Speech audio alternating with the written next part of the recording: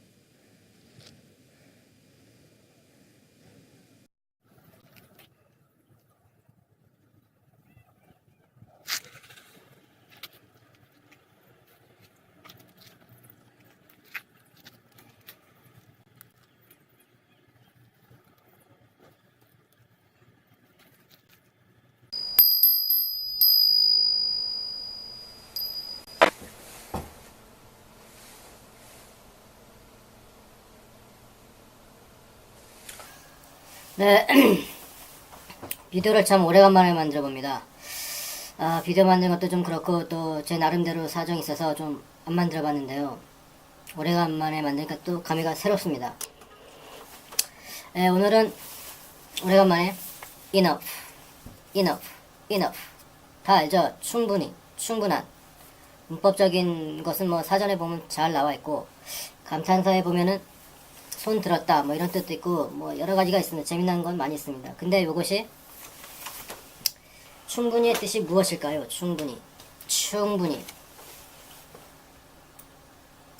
충분히가 순수 우리나라 말이 아니라 한자에다가 우리나라 말을 쓴 거겠죠. 충, 분, 히. 요것도 별 3개짜리. 충분히, 충분히.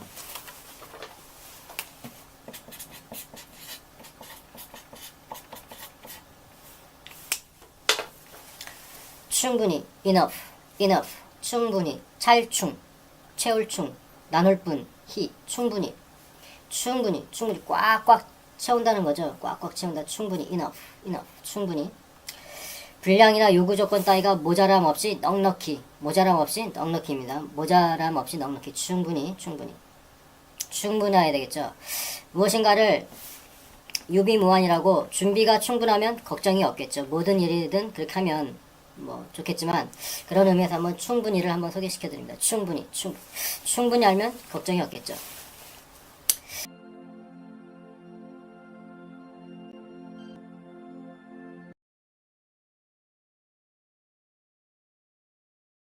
네, 요즘 제가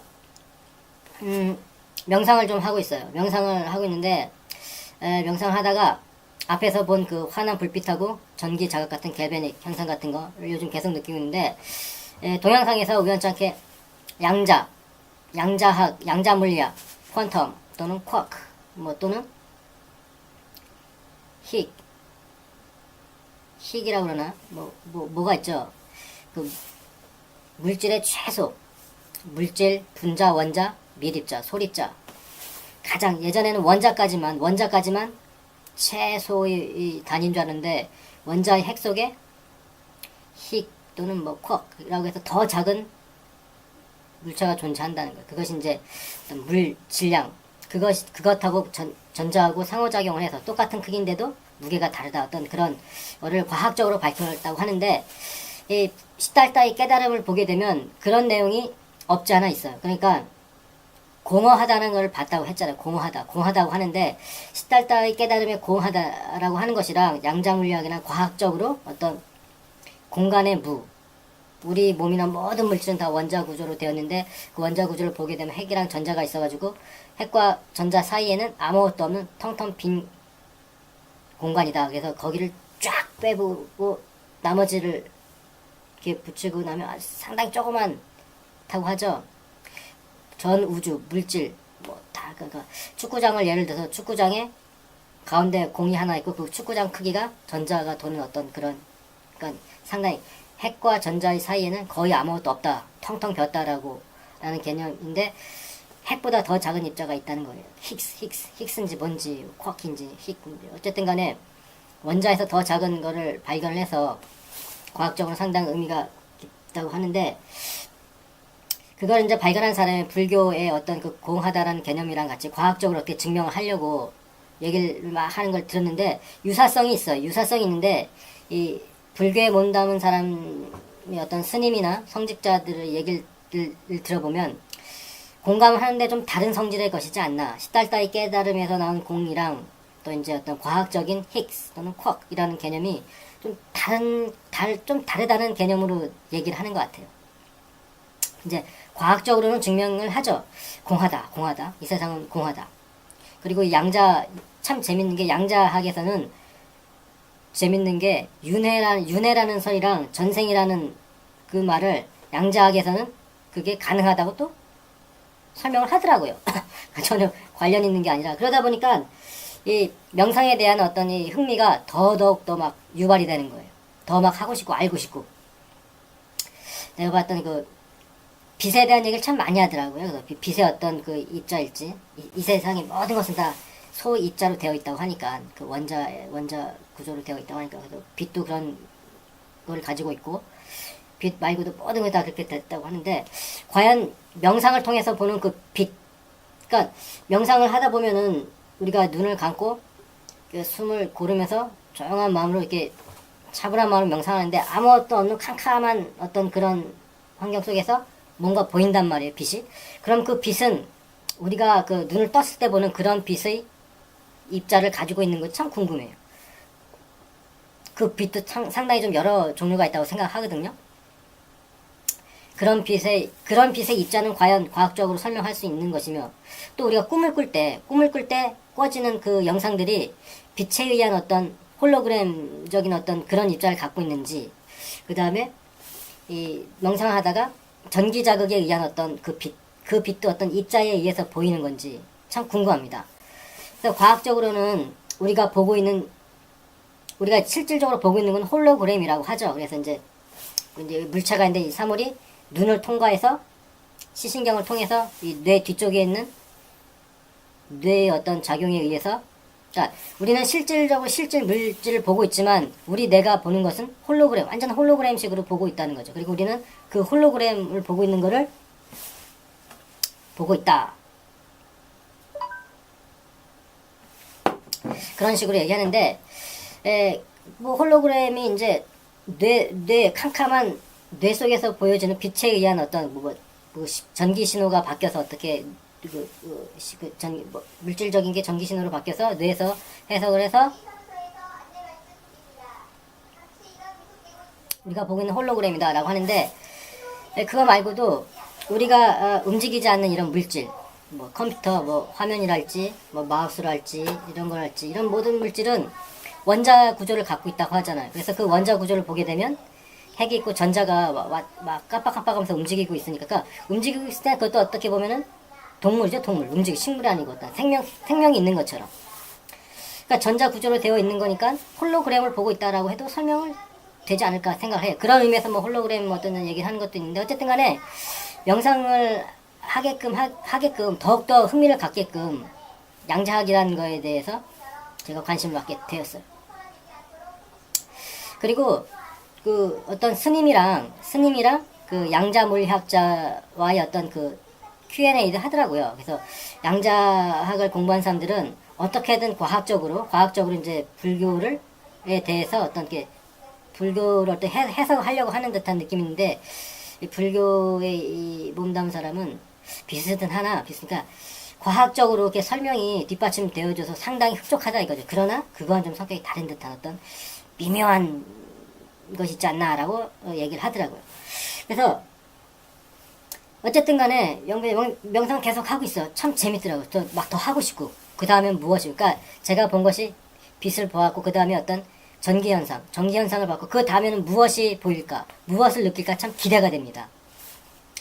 그러니까 이 과학을 공부한 사람은 불교의 어떤 그런 불교 철학이랄지 불교가 다 담고 있는 어떤 오묘한 그런 것을 상당히 긍정적으로 보고 있더라고요. 아주 옛날부터 뭐 아리스토텔이 아인슈타인도 뭐 인정을 했듯이 미래의 어떤 종교다 뭐 이런 얘기하는 것처럼 어쨌든 간에 참 불교에 대한 이런저런 것에 대해서 훨씬 더 관심을 많이 가지게 되었어요. 그리고 요것은 이제 소원지라고 지난번에도 소개시켜줬는지 모르겠지만 그 산을 가는데 그 청계산이 있는데 청계산 가다 보면 절이 하나 있어. 근데 가끔 가다가 어떤 뭐 초하루다 뭐 기념일 때마다 어떤 행사를 하는데 그날을 맞아 또 소원제에다가 밝은 지혜를 뭐가 생각 보시고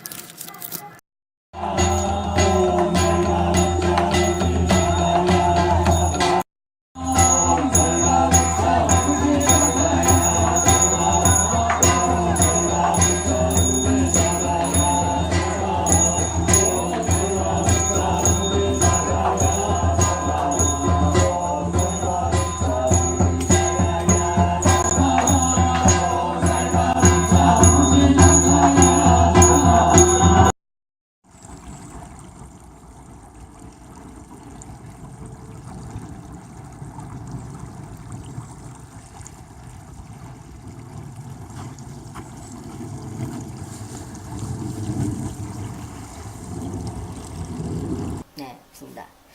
네, 그리고 요즘 제가 이사를 가려고 이제 한 3월 정도면 아마 3월 말 정도? 3월 말 정도 이사를 갈 텐데 벌써부터 제가 이삿짐 정리를 하고 있어요. 그래서 온 집안이 막 지저분하거든요. 그 영상입니다.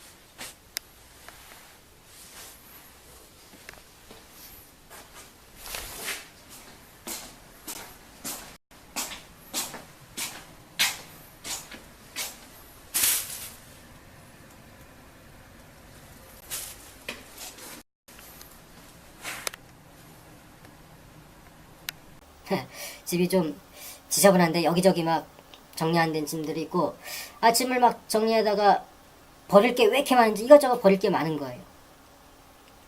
그걸 다 그러니까 짐 정리하다 보면 이걸 버릴까 말까 막 고민하는데 한 5년 정도 손대지 않는 거는 버려도 상관없다고 하더라고요. 특히 옷 같은 거 5년 정도 된 옷은 그냥 버리는 게 좋대요. 앞으로도 입을 일이 없을 거라고. 그리고 어떤 물건에 집착을 이렇게 했는데 집착을 한다기보다도 싹 버리기로 했어요. 다 버리고 버리다 보니까 맨날 쓰레기장에다가 버리는 물건만 가득 차 있더라고요. 또 무슨 얘기를 해볼까.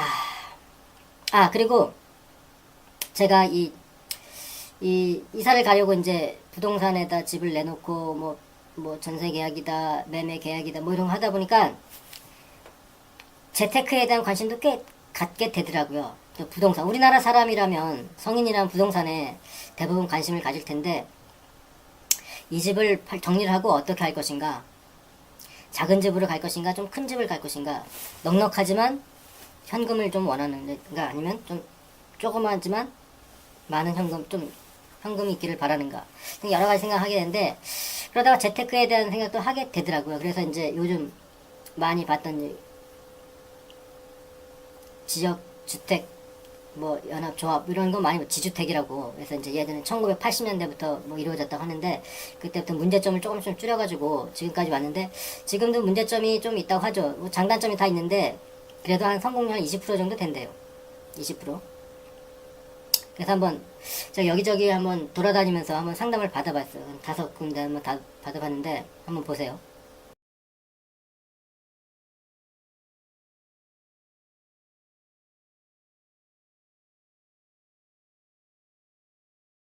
네, 아주 멋있죠. 그러니까 이 지역주택 연합조합 이렇게 상당히 장점이 있고 메리트도 있는데, 그거에 대해서 이게 어떤 벤처성이 상당히 강해. 벤처성, 어떤 확실한 건 없고 무엇인가 이루어져야만 그 다음 단계가 넘어가고, 이 단계에서 이것이 이루어져야만 다음 단계는 넘어가고.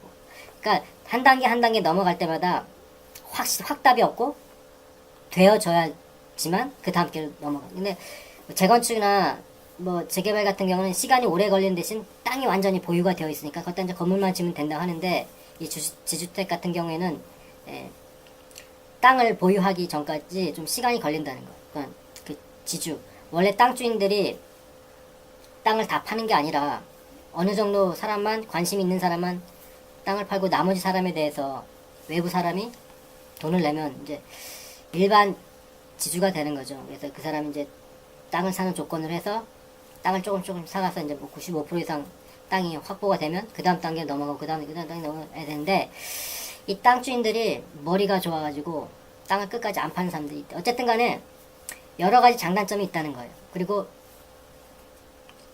잘만 되면은 이제 시차가 있으니까 뭐 그런 것도 있는데, 또 뭐 잘 되는 경우도 있고 안 되는 경우도 있는데, 그러기 전에 충분히 자기가 이것저것 조사를 해서 상담을 받아보고 이거다 싶으면은 최종 결정은 자기가 하는 거니까, 뭐 해서 이제 해서 잘 되면 좋은 거고, 뭐 안 되면 뭐 어쩔 수 없는 거고, 뭐 그런 거겠죠.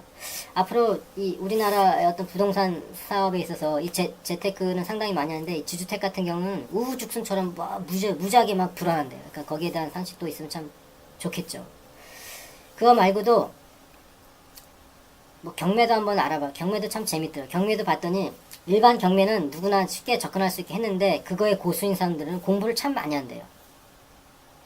그 경매가 쉬운 게 아니고 거기에 관련된 법적인 것들이 많이 있어가지고 그걸 알아야지만 별 부담 없이 이제 낙찰을 받아서 돈을 좀 만질 수 있다고 하는데, 어쨌든 간에 참 재미있더라고요.